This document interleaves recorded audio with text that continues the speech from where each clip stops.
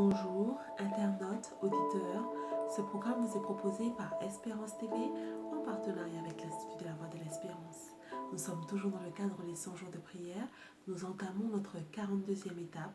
J'espère que vous allez bien, que vous tenez bon, que le confinement se passe au mieux. En tout cas, je suis contente de vous retrouver et de passer ce moment avec vous. Aujourd'hui, le thème de notre méditation sera paix parfaite. Pour cela, nous allons ouvrir nos Bibles dans Ésaïe. Ésaïe est un prophète de Dieu qui a prononcé vis-à-vis du peuple des condamnations mais aussi des promesses. Les deux versets qui nous intéressent aujourd'hui sont issus d'un cantique que le peuple de Dieu était invité à chanter. Nous allons donc lire au chapitre 26 les versets 3 et 4. À celui qui est ferme dans ses sentiments, tu assures la paix. La paix parce qu'il se confie en toi. Confiez-vous en l'Éternel à perpétuité, car l'Éternel est le rocher des siècles. Ici, nous avons une promesse.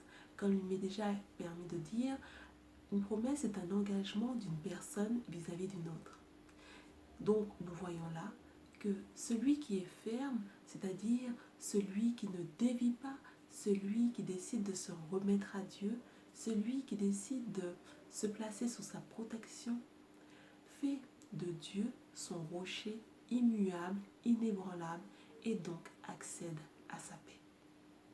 Nous allons continuer la méditation pour approfondir cela dans l'ouvrage Jésus-Christ à la page 323. Prendre au mot le Christ, lui confier la garde de son âme, ordonner sa vie à sa volonté, c'est trouver paix et quiétude. Rien au monde ne peut attrister celui que Jésus réjouit par sa présence. Soumission complète assure repos parfait. Cet ouvrage, cette partie est très intéressante. En effet, nous voyons deux notions. La première, celle de se soumettre, puis celle de se confier. Nous allons déjà nous avancer sur se soumettre. Se soumettre, c'est ne donner aucune résistance.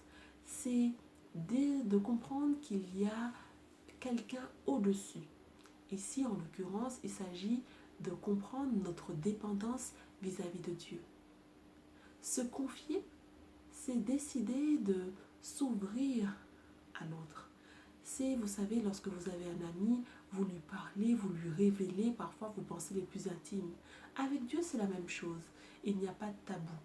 Il vous écoute et il vous aide à comprendre pourquoi il a placé des préceptes, des commandements, des ordonnances qui sont là pour votre bien. À ce moment-là, vous avez vis-à-vis de lui une relation de confiance. La soumission et la confiance permettent de ressentir une joie.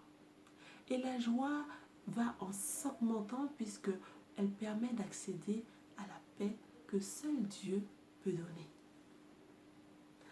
Peut-être vous est-il déjà arrivé d'avoir des difficultés et donc j'ai deux questions à vous poser.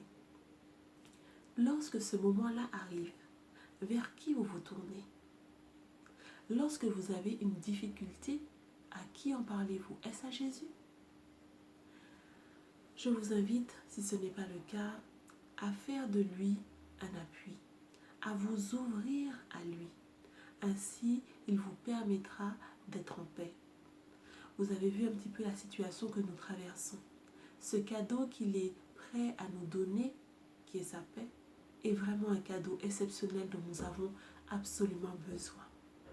Je vous invite donc à faire le choix dès maintenant de vous remettre, de vous confier à lui et vous ne serez pas déçus.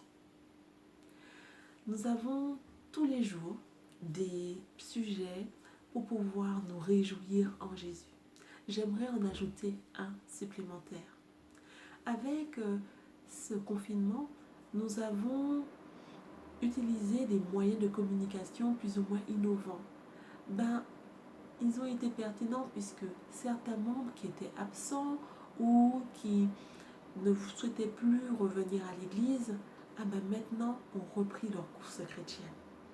Et même font des projets pour retourner à l'église. Je loue Dieu pour cela.